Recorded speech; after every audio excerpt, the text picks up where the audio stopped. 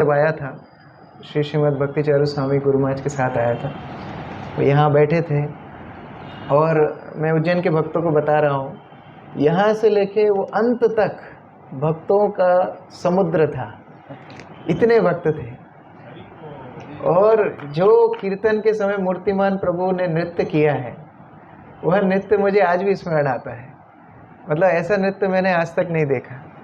तो आप वीडियो भी है उसका देख सकते हैं यूट्यूब पे। इतना सुंदर नृत्य प्रभु जी ने किया था और गुरु महाराज का कीर्तन हुआ था।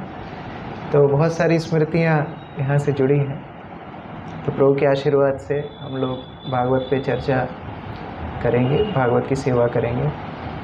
यद्यपि हम शुद्ध ना हो, लेकिन जैसे मान लीजिए गंगा के प्रवाह में यदि कोई नदी मिल जाए, वह नदी पवित्र नहीं है लेकिन वह गंगा के स्पर्श से पवित्र हो जाती है। उसी प्रकार अगर हम पूर्ववर्ती आचार्यों की शिक्षाओं को दोहराएं, तो हम यद्यपि शुद्ध नहीं हैं लेकिन वो वार्ता शुद्ध हो जाती है। तो उसी प्रकार इस आध्यात्मिक मार्ग में हमारा गुण है। जय श्री श्री राधा कृष्ण की जय। विग्रहों के नाम क्या है प्रभु जी? राधा श्याम सुंदर होना भी चाहिए, श्याम सुंदर ही है। जय राधा श्याम सुंदर भगवान की जय। पतित पावन गौर निताय की जय। श्रील प्रभुपाद की जय। तो यह भागवत पद्धति यही है कि हम पूर्ववर्ती आचार्यों को दोहराते हैं।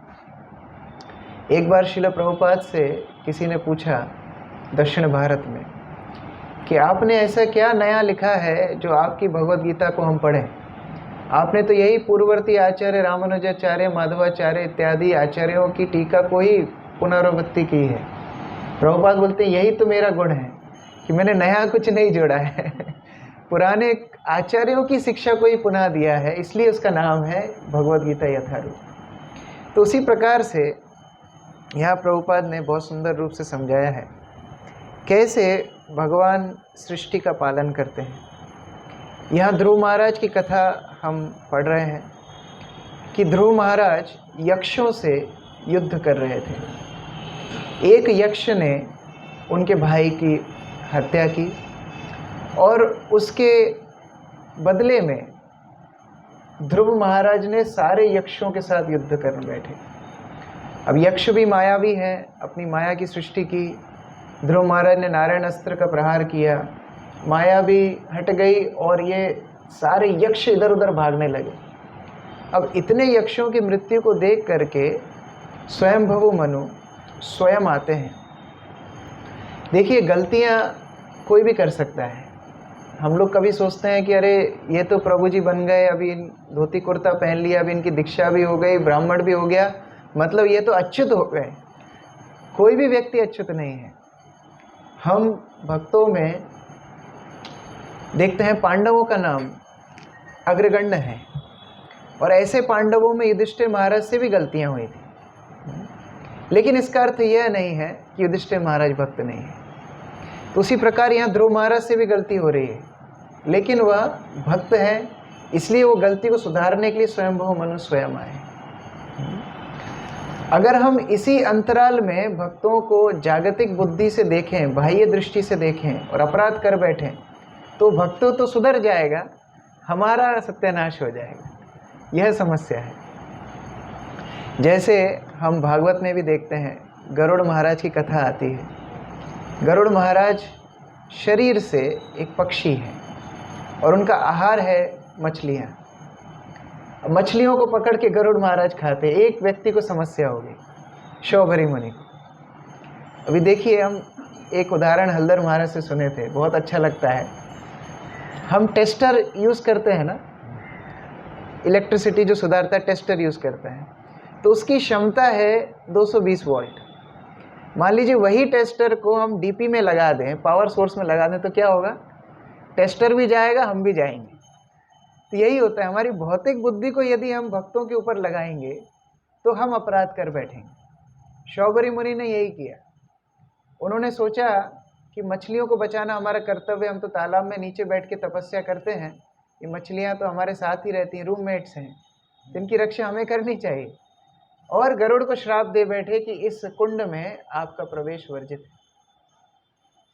बाद में क्या हुआ, वही मछलियों को संभोग करते हुए देखा, बाहर निकले और बहुत अनेक शादियां, 50 शादियां की, 50 स्त्रियों से शादियां की। तो उस प्रकार से वैष्णव अपराध कर बैठते हैं। हमें इन अपराधों से बचना चाहिए।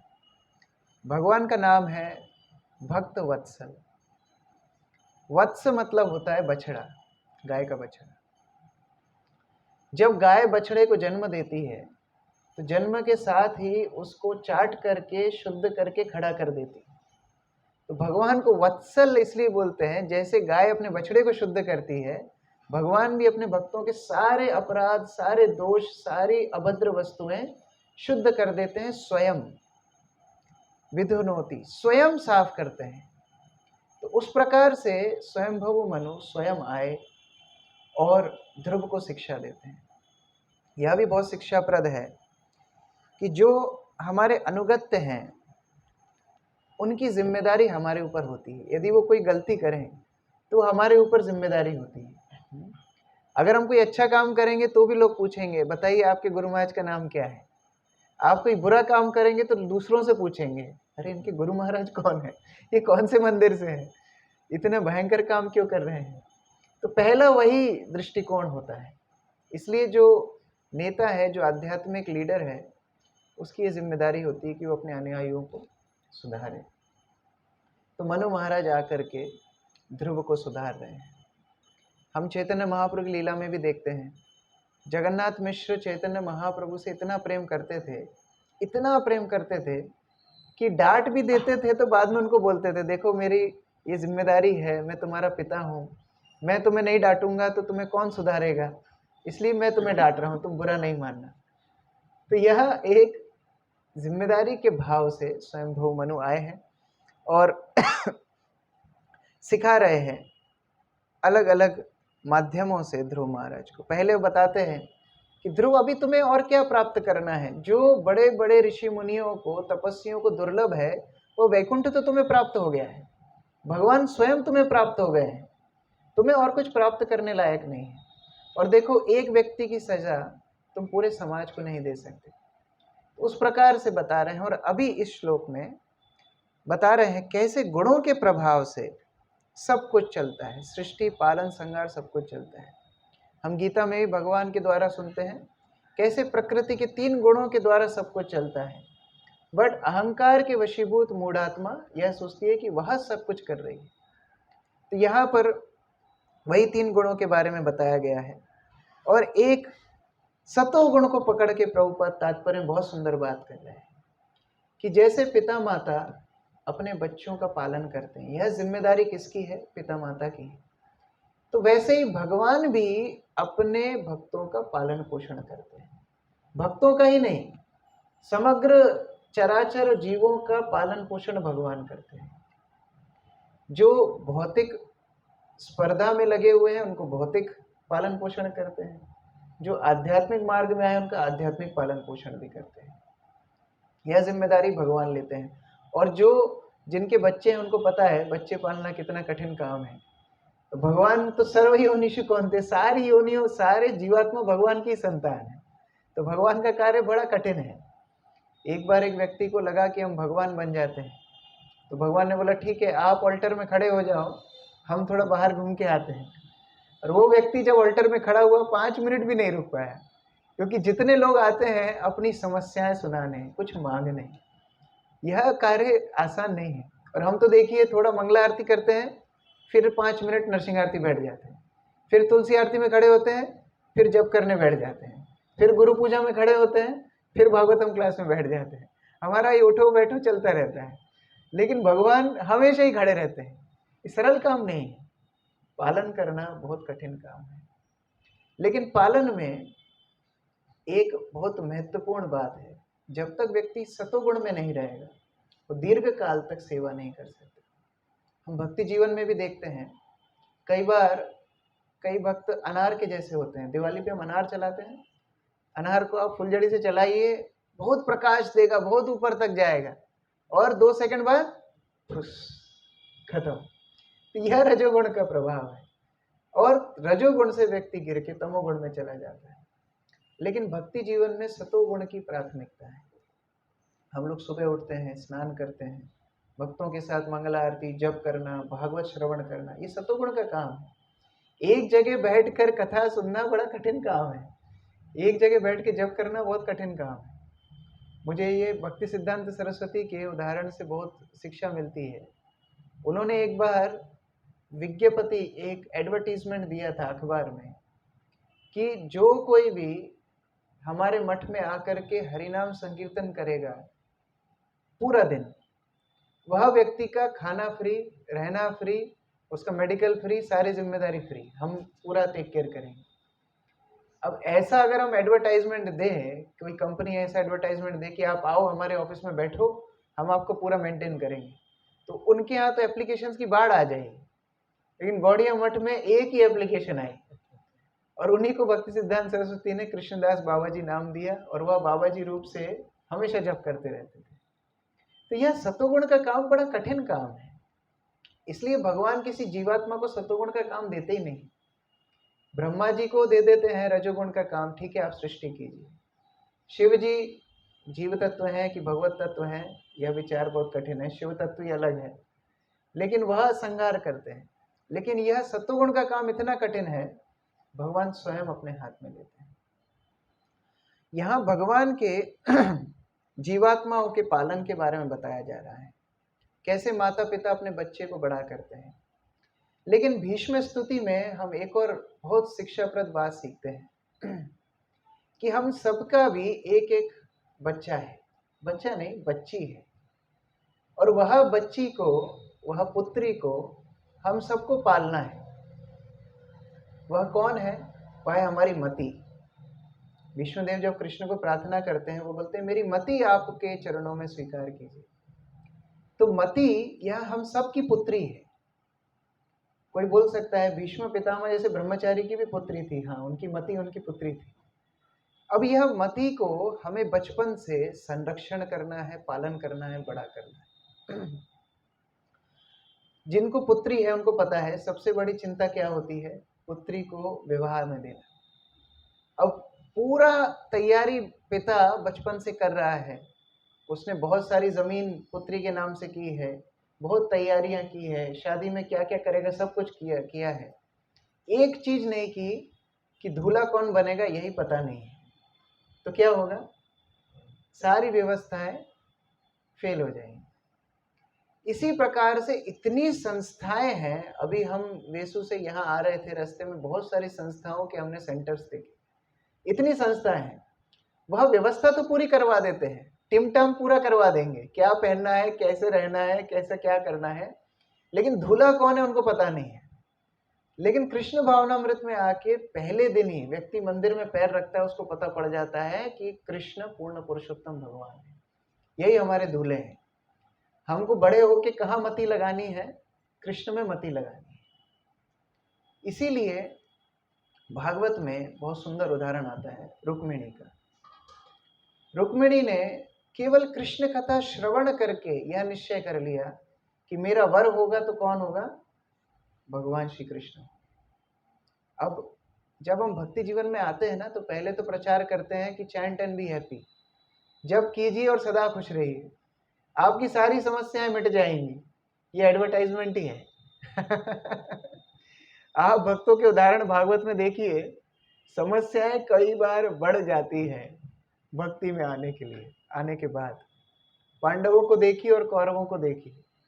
पांडव पूरा जीवन कष्ट में रहे जन्म से, और कौरवों को देखिए वो पूरा जीवन दम मारो दम किए और लास्ट में जाकर के उनको नरक मिला, हुआ अलग बात है। लेकिन जीवन अगर देखें, अगर उनकी हिस्ट्री देखें, सारे भक्त लोग बड़े दुख में। देवकी की अभी हम जन्म लीला अभी सब श्रवण कर रहे हैं अलग अलग मंदिरों में। देवकी जन्म कितना कठिन था भगवान को अपने पुत्र रूप में प्राप्त करना। तपस्या की, फिर इस जीवन में भी अपने भाई ने उनको कारागार में डाल दिया, 6 पुत्रों की जिसने मृत्यु देखी हो, और कृष्ण जन्म लिए और टाटा बोल के चले गए। कृष्ण रुके नहीं, कितना कठिन है। तो उस प्रकार से भक्ति में आकर के कठिनाई तो आती है, जैसे ही रुक्मिणी ने निश्चय किया कि हम कृष्ण से शादी करेंगे, वैसे ही दूसरी तरफ उनके भाई रुक्मी ने तैयारियां शुरू कर दी उनकी शादी की। स्वयंवर किया गया। अब स्वयंवर का व्यवस्था तो की गई, लेकिन रुक्मी ने सोचा कहीं स्वयंवर में कृष्ण आ गया तो गड़बड़ हो जाएगी। क्यों? कृष्ण की जाति वाति तो पता नहीं। कोई बोलता है वसुदेव का पुत्र है, कोई बोलता है नंद का पुत्र है, ये ग्वाला है, वैश्य है, क्षत्रिय है, क्या है। उसके बाद पढ़ने भी गया उज्जैन, वहां पर उसको क्या शिक्षा मिली, क्या दीक्षा मिली, किसी को पता नहीं, सभी कुछ डाउटफुल। अच्छा, मान लीजिए आप अपने पुत्र का एडमिशन कोई बड़ी यूनिवर्सिटी में कराएं और वह 2 महीने बाद ही वापस आ जाए, तो गांव वाले क्या बोलेंगे? गांव वाले बोलेंगे इससे पढ़ाई लिखाई कुछ हो नहीं, वापस आ गया। तो जो गुरुकुल में बच्चे वर्षों वर्षों रहते थे, कृष्ण 64 दिन में पढ़ के वापस आ गए। तो यह भी एक भ्रांति थी कि कृष्ण का पढ़ाई वढ़ाई में मन लगा नहीं, इसलिए ये ग्वाला वापस आ गया। तो रुक्मी ने स्वयंवर तो कैंसिल कर दिया, और हम बोलते हैं ना चोर चोर मौसेरे भाई, तो उसने ढूंढा कि कृष्ण का सबसे बड़ा शत्रु कौन है। तो ढूंढ ढूंढ के मिला सबसे बड़ा शत्रु जरासंध। जरासंध ने कृष्ण की मथुरा नगरी में 17 बार आक्रमण किया, और फिर कृष्ण रणछोड़ राय के रूप में यहाँ गुजरात द्वारका में आकर के रहने लगे। तो उसने पत्र भेजा जरासंध को। जरासंध को कोई पुत्र नहीं था, लेकिन शिशुपाल को अपना पुत्र मानते थे। अब शिशुपाल को पुत्र मानते थे, और शिशुपाल को जब विवाह में देना था, वह पत्र स्वीकार किया। जरासंध ने उत्तर भेजा कि हाँ, हमें स्वीकार है, रुक्मिणी के साथ शिशुपाल का विवाह स्वीकार है। यह रुक्मी भीष्मक के उत्तर का प्रतीक्षा ही नहीं किए, पहले ही तैयार हो गए। हाँ फाइनल, कबूल है, कबूल है, कबूल है, 3 बार कर दिया। अब तैयारियां शुरू हो गई। वहां मगध में बारात की तैयारियां हुई, यहाँ विदर्भ में शादी की तैयारियां हुई। लेकिन एक समस्या थी। जरासंध ने बोला जितने भी राजा हमारे समर्थन में हैं सबको ले लो, क्योंकि पक्का कुछ ना कुछ गड़बड़ होगी। तो सारे राजाओं को इकट्ठा किया, और जितने भी अस्त्र शस्त्र थे सब लोडिंग करके ट्रक में भर भर के बारात निकली। 1 महीना लगा बारात को वहां से विदर्भ पहुंचने में। यहाँ रुक्मिणी को खबर मिली कि उनकी शादी शिशुपाल के साथ हो गई, मतलब तैयारियां चल रही। रुक्मिणी का रो रो के बुरा हाल हो गया। किसको अपनी बात बताएं, खाना पीना सब छोड़ दिया। रुक्मिणी की माता ने भीष्मक को बोला, भीष्मक बोला हम कुछ नहीं कर सकते, अभी रुक्मिणी सब कुछ कर रहा है। रुक्मिणी के पास और कोई रास्ता नहीं था। जो ब्राह्मण रुक्मिणी को बचपन से कथा सुनाते, उन्हीं को अपने हृदय की बात बता दी। वह ब्राह्मण रुक्मिणी के ऊपर कृपा करके चले गए द्वारका की ओर। न रथ, न घोड़ा, न हाथी, कुछ भी नहीं, पैदल ब्राह्मण जा रहे हैं रुक्मिणी के लिए। देखिए, हमको लगता है भक्ति जीवन में हम बड़ा कठिन प्रयास करते हैं। हमारी माला जो है 10 किलो की, उसके डेली खींचते हैं, लेकिन गुरु ज़्यादा बड़ी मेहनत करते हैं हमारा उद्धार करने के लिए। हमने क्या किया है? हम बोलते हैं हाँ हमने 4 नियम का पालन की प्रतिज्ञा की, हमने 16 माला की प्रतिज्ञा की। यह तो खुद के लिए किया है, लेकिन गुरु ने इससे भी बड़ी प्रतिज्ञा की कि यह जीवात्मा को मुझे भगवत धाम पहुंचाना है। यह प्रतिज्ञा सबसे बड़ी प्रतिज्ञा है। तो उस प्रकार से प्रतिज्ञा करके गुरु शिष्य को भगवत धाम पहुंचाते हैं। श्रील प्रभुपाद का मैं एक कथा सुन रहा था। श्रील प्रभुपाद एक स्थान पर प्रवचन करने गए, और बहुत बड़ा आयोजन हुआ था, बहुत बड़ा आयोजन। प्रभुपाद ने बोला कि इस आयोजन में हमें प्रसाद बांटना चाहिए। प्रभुपाद ने मेनू लिख के दिया, पूड़ी, सब्जी, हलवा, दाल, राइस और गुलाब जामुन। प्रभुपाद गुलाब जामुन बड़ा पसंद करते थे। माताओं ने पूरा प्रसाद बनाया। अब प्रसाद मंदिर से लेकर कैसे जाएं? टैक्सी बुलाई। टैक्सी में जब सारा सामान रखा, टैक्सी वाला चला रहा था, जैसे ही ब्रेक मारा, गुलाब जामुन की चाशनी टैक्सी में फैल गई। अभी टैक्सी ये इंडिया की टैक्सी नहीं थी, अमेरिका की टैक्सी थी। बड़ा लड़ाई किया उस टैक्सी वाले ने, भक्त लोगों ने उसको शांत किया, प्रसाद लेकर के गए। प्रोग्राम शुरू होने वाला था, प्रभुपाद बोलते हैं मैं प्रसाद टेस्ट करूंगा। और बड़ी मुश्किल। आप कितने श्लोक याद कर लीजिए, जब आपके गुरु बैठे होंगे ना, एक भी नहीं निकलेगा। आप कितना ही अच्छा प्रसाद बनाते हो, जब आप किसी वरिष्ठ भक्त के लिए कुछ प्रसाद करेंगे, वो ठीक नहीं बनेगा। वहीं पर गड़बड़ होती है। कितना ही प्रसाद परोसा हो हजारों लोगों को, उनकी थाली में जब परोसेंगे गिरेगा 100%। तो यह भक्त लोगों को बड़ी चिंता हुई, अभी क्या करें, प्रसाद परोस तो दिया, प्रभुपाद ने प्रसाद लिया, एक गुलाब जामुन खाया, फिर सेवक को भेजा दूसरा लेकर के आओ, तीसरी बार भेजा, चौथी बार भेजा, पांचवी बार भेजा, छठवीं बार भेजा। अब जो माताओं ने गुलाब जामुन बनाए थे उनको लगा ये सेवक खा रहा है कि प्रभुपाद खा रहे हैं, कौन खा रहा है। कई बार सेवक बड़ा टिफिन भर के ले जाते हैं तो गुरु महाराज इतना सा खाते हैं। तो उस प्रकार से प्रभुपाद ने 7 गुलाब जामुन खा ली। वो माता जी को चिंता हुई, देखने के लिए गई, 8वां गुलाब जामुन प्रभुपाद खा रहे थे, आधा खाया, आधा खा करके वो माता जी को दे दिया, उनको लगा महाप्रसाद मिला है। प्रभुपाद ने बोला डोंट ईट, खाना नहीं, प्रोग्राम के बाद कंप्लीट करूंगा। इतना अच्छा प्रसाद प्रभुपाद ने प्रोग्राम दिया, बहुत लोग आए, बहुत लोगों ने प्रशंसा की, भक्त लोग भी बड़े खुश हो गए। अब वापस जब मंदिर जा रहे थे तो भक्त लोगों को लग रहा था प्रभुपाद बड़े खुश होंगे, प्रशंसा करने लगे प्रभुपाद की। प्रभुपाद रास्ते में रोने लगे। भक्तों को लगा क्या गड़बड़ हो गई, प्रसाद गड़बड़ हुआ, प्रोग्राम गड़बड़ हुआ, हमसे क्या गलती हुई कि प्रभुपाद रो रहे हैं। किसकी हिम्मत हो, बड़ी हिम्मत जुटा करके किसी ने पूछा कि प्रभुपाद क्या हुआ। प्रभुपाद बोले क्या आप देख नहीं सकते, ये सारे लोग जो यहाँ पर सोच रहे हैं कि वह इंद्र तृप्ति में मग्न होकर आनंद प्राप्त कर रहे हैं, वास्तव में कितने कष्ट में है, they are suffering, can't you see. इनकी कष्ट को देख करके मैं रो रहा हूँ। तो हमें लगता है हम बड़े आनंद में हैं, लेकिन गुरु को चिंता होती है शिष्य की। इस प्रकार रुक्मिणी के भाव को लेकर के ब्राह्मण द्वारका पहुंचे। कृष्ण ने स्वागत किया, आसन पर बैठाया और ब्राह्मण ने अपनी बात बोली कि रुक्मिणी जन्म से, बचपन से आपके प्रति आसक्त है और आपको ही वर्ण करना चाहती है। और सुंदर पत्र रुक्मिणी के श्लोक भागवत में हैं। सुंदर रूप से ब्राह्मण ने अपनी पूरी बात बताई। कृष्ण तो ये तैयार हो गए, तुरंत दारुक को बोला कि रथ निकालो, और तुरंत निकलने के लिए तैयार हो गए। ब्राह्मण को भी रथ में बिठाया। अब वो ब्राह्मण पहली बार रथ में चढ़ा था और इतने वेग से रथ चल रहा था कि वो ब्राह्मण हवा से उड़ सा जा रहा था। कृष्ण ने उसका हाथ पकड़ लिया, भाई कहाँ जा रहा है, रास्ता तो तुमको ही दिखाना है। इतने तुरंत, आप अभी भी डिस्टेंस देखेंगे द्वारका और विदर्भ का, ट्रेन से 20-22 घंटे लगते हैं, लेकिन एक रात के अंदर कृष्ण द्वारका से विदर्भ पहुंच गए। ब्राह्मण ने रास्ता दिखाया। यहाँ रुक्मिणी के शादी का दिन आ गया है। सुबह सुबह का समय, सब लोग तैयार कर रहे हैं। बड़ा उनको चिंता है कि क्या होगा, ब्राह्मण देव आए ही नहीं। उसी समय ब्राह्मण का प्रवेश होता है, वह शुभ समाचार रुक्मिणी को देते हैं। रुक्मिणी ब्राह्मण के चरणों में गिर जाती है, बोली आपको क्या दूं, मैं अपने आप को ही समर्पण कर सकती हूँ और आपको क्या दूं। तो लक्ष्मी भी इस प्रकार भक्तों के, ब्राह्मणों के चरणों में गिर जाती है। और यहाँ जो बड़ा पांडाल लगा था, सारे बाराती, सारे विदर्भ के समाज के लोग, पूरी प्रजा वहां पर बढ़िया पकवान खा रही थी। उनको खबर मिली कि कृष्ण आए हैं। वहां बलराम को चिंता है, कृष्ण गायब हो गए। उन्होंने सोचा कि पक्का गया होगा रुक्मिणी से विवाह करने। तो बलराम ने सेना तैयार की। सेना तैयार तो हो गई, लेकिन सेना को लगा जाएंगे कैसे, वो तो एक रात में पहुंचा, विवाह तो अभी है। बलराम ने बोला वो कृष्ण है तो हम भी उनके बड़े भैया है, सब आंखें बंद करो। आंखें बंद किया, बोले आंखें खोलो, सब विदर्भ में।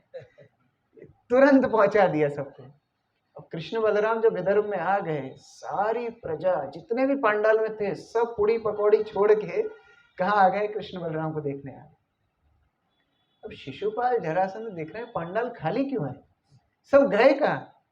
पता पड़ा कि कृष्ण आ गया। जरासंध ने बोला पता था, इसलिए ट्रक में जो सामान लोड करके लाए ना, निकालो। सबने अस्त्र शस्त्र निकाले, पूरी AK-47 लेके BSF के जवान तैयार हो गए कि अभी कोई भी सिक्योरिटी तोड़ के अंदर ना आ पाए। पूरी सिक्योरिटी लग गई। अब रुक्मिणी क्या करे, शादी के पहले गिरिजा माता के मंदिर में प्रार्थना करने गई और माता को प्रार्थना करती हैं, यदि आप कुछ चमत्कार कर सकती हैं तो कृष्ण से विवाह करना है। माता पूजा करके रुक्मिणी मंदिर से बाहर निकली। इतनी सुंदर रुक्मिणी स्वयं उनके सामने, यह जो इवन स्वर्ग की अप्सराओं के सामने, यह जागतिक जो भौतिक जगत की जो miss world, miss universe, cockroach के जैसे, इतनी सुंदर लक्ष्मी जिनसे करोड़ों करोड़ों अप्सराओं विस्तार करती हैं, ऐसी रुक्मिणी घूंघट नीचे तक है, श्रृंगार करके जब मंदिर से बाहर निकली, सोचा कृष्ण आए तो होंगे पक्का, कृष्ण बोला है ब्राह्मण ने आ गए तो मुझको लेकर के तो जाएंगे।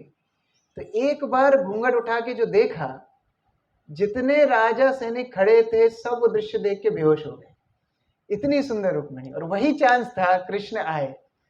कृष्ण उसी समय रथ लेकर के आए, रुक्मिणी का हाथ लिया और रथ में बिठाया। सब देख रहे थे, हाय कितनी खूबसूरत है, कितनी सुंदर है, कृष्ण कितने सुंदर लग रहे हैं। कृष्ण ने हाथ दे दिया, रुक्मिणी ने हाथ पकड़ लिया, अरे रथ पे बैठा लिया और अरे ले गया। तब तक चेतना आई जब तक तो कृष्ण रुक्मिणी को ले गया, और वहां सहरा बांध के शिशुपाल बैठा रह गया पांडाल में। तो उसी प्रकार से यह भौतिक जगत हमें, हमारी मति को माया के पास देना चाहती है। लेकिन अगर हम कृष्ण कथा श्रवण करें, कृष्ण को प्रार्थना करें, गुरु का आश्रय लें, तो कृष्ण हमें इस माया से निकाल के तुरंत ले जाएंगे। हरे कृष्ण। जगत गुरु श्रील प्रभुपाद की जय। ग्रंथराज श्रीमद् भागवतम की जय। निताई गौर प्रेमानंदे हरि हरे। हरे कृष्ण। मूर्तिमान प्रभु आप संशोधन कीजिए, प्रश्न तो कुछ नहीं है, आप कुछ ऐड कीजिए। अच्छा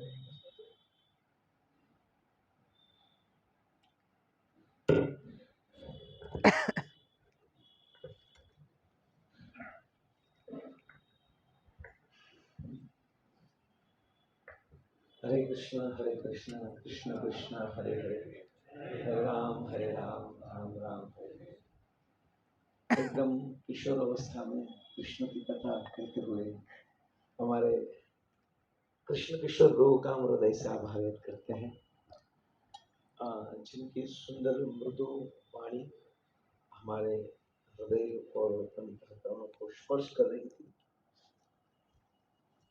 उनका कारण यही है कि जब चित्त हृदय शुद्ध हो तो उनके अंदर से निकलने वाला शब्द भी पवित्र भी हो सकता है। हमारी स्थिति तो भयंकर है, हमारे लिए शब्द की बहुत आवश्यकता थी।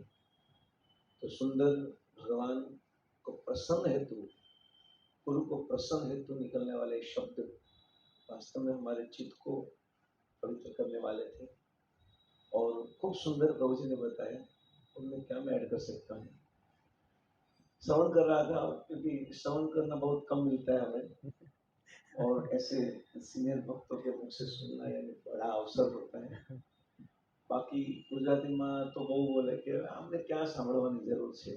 गुजराती में इनको क्या सुनने की जरूरत, प्रभु आपको क्या सुनने की जरूरत।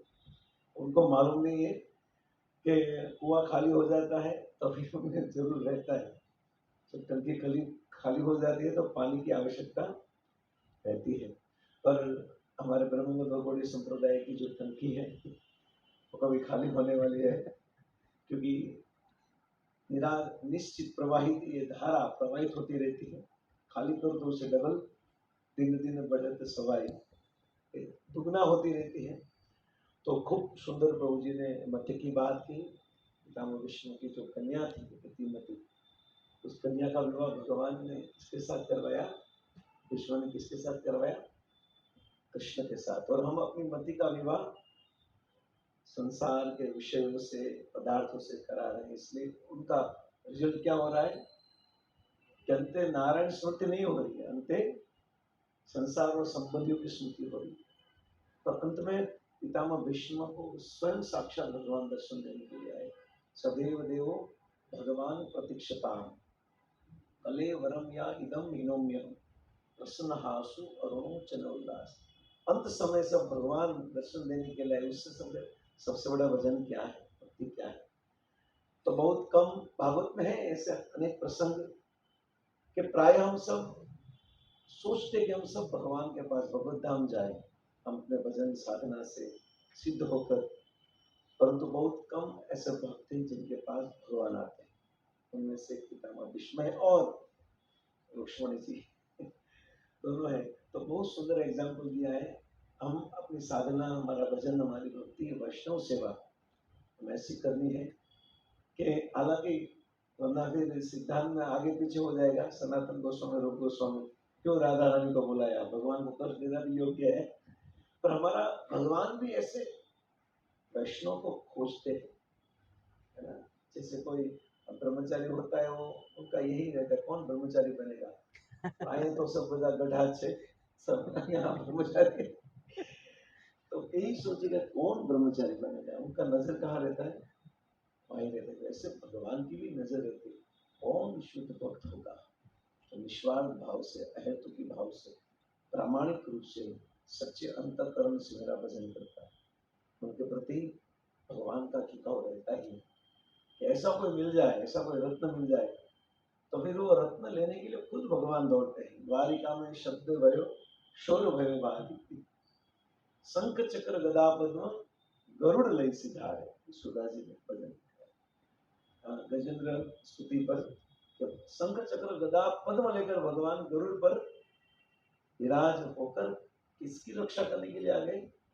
गजेंद्र। उन्होंने एक ही चीज की थी, क्या? भगवान की स्तुति प्रार्थना। और श्री प्रभुपाद जी कहते हैं हमें भी प्रतिदिन क्या करना है? ये प्रार्थना करनी है, हरे कृष्ण कृष्ण कृष्ण हरे हरे, हरे राम राम राम। अगर सच्चे भाव से प्रार्थना होगी तो भगवान आ जाएंगे, नहीं होगी तो मंदिर की अथॉरिटी आ जाएगी, प्रभु जी खड़े हो जाइए, थोड़ा सेवा करना, कोई ना कोई आएगा, निश्चित आएगा, और आएगा कोई ना, क्या कोई प्रसाद नहीं, कुछ ना कुछ आएगा। तो किनको लाना है? आएगा निश्चित है, पर जल्दी से जल्दी भगवान आए तो सबसे अच्छी बात है। तो खूब सुंदर प्रभु जी ने अपनी सुंदर मृदु भाषा में हमें इस सुंदर कृष्ण कथा रूपी अमृत प्रवाहित करवाया। और आज 75 अमृत महोत्सव है हमारे भारत देश का, तो आज हमें अमृत प्राप्त हो गया है और थोड़ा छू लिया है प्रभु जी ने, टेस्ट स्पर्श किया है। जैसे निर्जला होती है और चरणामृत मिलता है तो थोड़ा ही मिलता है, डिमांड तो ज्यादा रहती है, वैसे आज हमें खाली चरणामृत मिला है। हम प्रभु जी से प्रार्थना करें कि हमें पूरा क्या चाहिए? पूरा अमृत का कड़ाई चाहिए। थोड़ा चरणामृत से चलने वाला है, क्योंकि हम क्या है?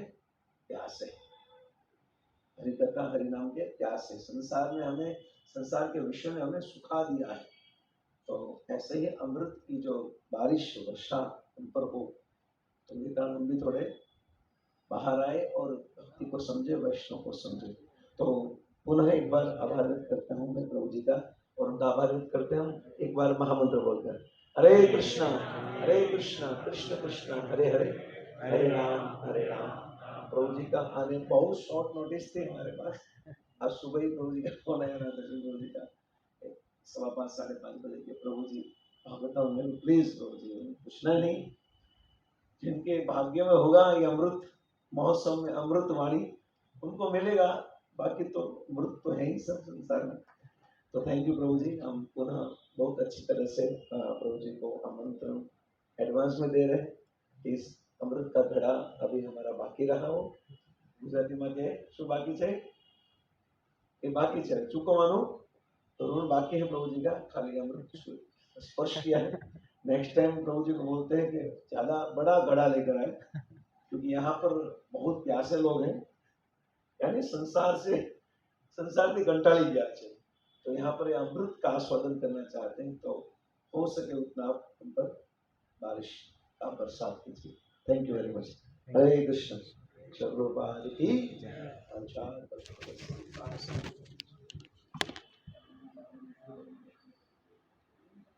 कृष्ण किशोर प्रभु की, श्रील प्रभुपाद की।